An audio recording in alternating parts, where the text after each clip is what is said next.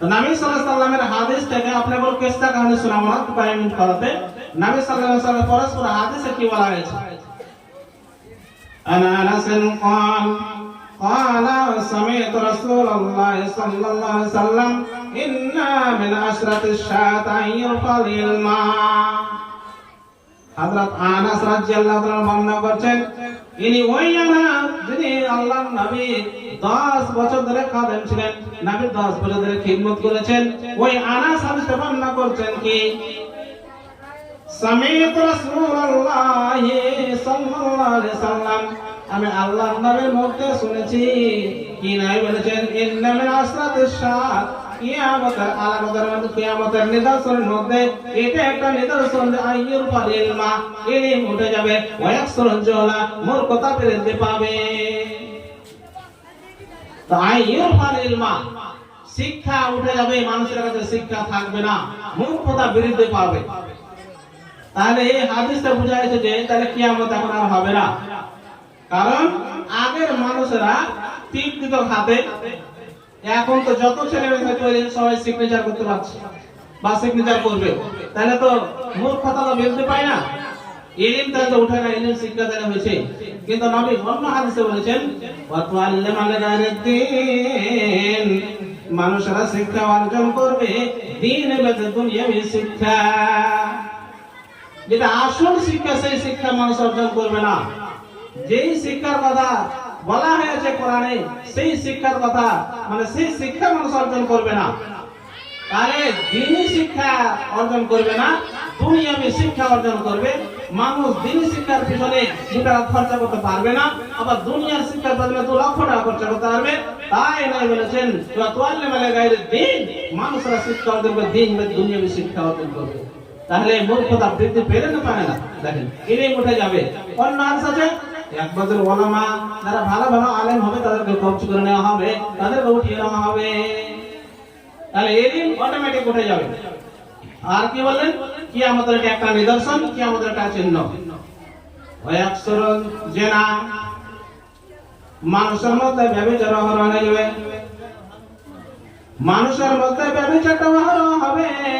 পূর্বে কিয়ামত নাই আমার বলেছেন, কিয়ামতের আগে তোমরা দেখতে পাবে মানুষের মধ্যে ব্যভিচার শুরু হয়ে গেছে। আপনি দেখেন এখন ব্যভিচারটা বেড়েছে না কমেছে? আগে করলাম ব্যবচারটা বেড়েছে না কমেছে? আপনি নিজে করেন, নিজেই ভাবেন যে কিয়ামতের আলামত এসেছে না আসেনি, আপনি নিজে চিন্তা ভাবনা করে দেখেন।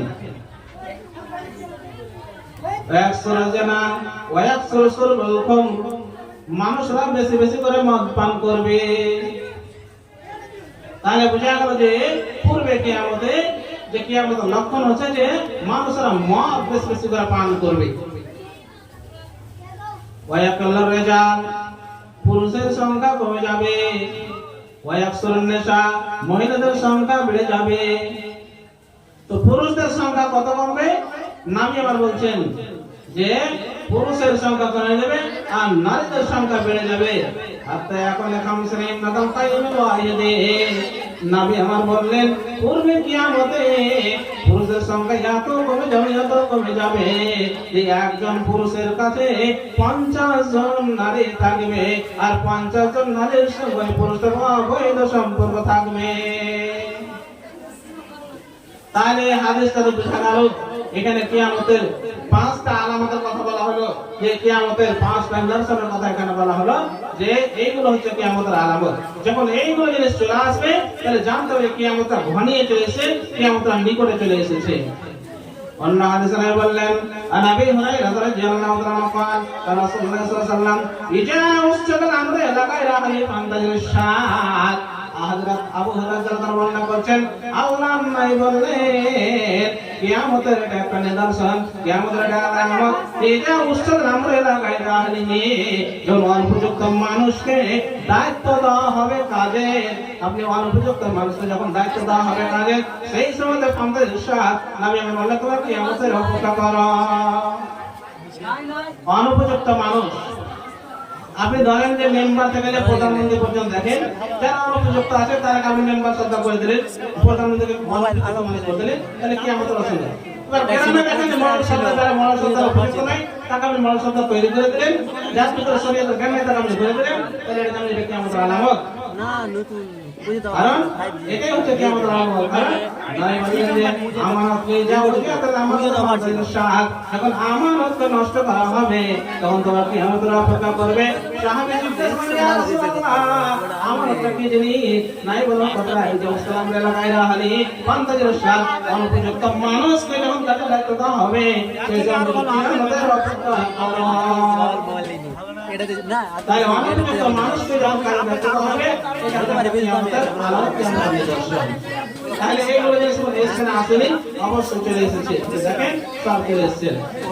শেষের দিনের কথা বলি যে শেষ কিয়ামত যখন হওয়ার টাইম হবে, হযরত ঈসা আলাইহিস সালামকে আল্লাহ রাব্বুল আলামিন পাঠাবেন। তার আগে আরো কিয়ামতের কথা নাই বললেন, ওনার সাহাবারা বর্ণনা করছেন যে নবী হুরায়রা রাদিয়াল্লাহু আনহু قال قال رسول الله صلى الله عليه وسلم لا تقوم الساعة حتى تنتهي رياض النساء حول جل خلشا। নবী হযরত আবু হুরায়রা রাদিয়াল্লাহু আনহু বর্ণনা করছেন, আল্লাহ নাই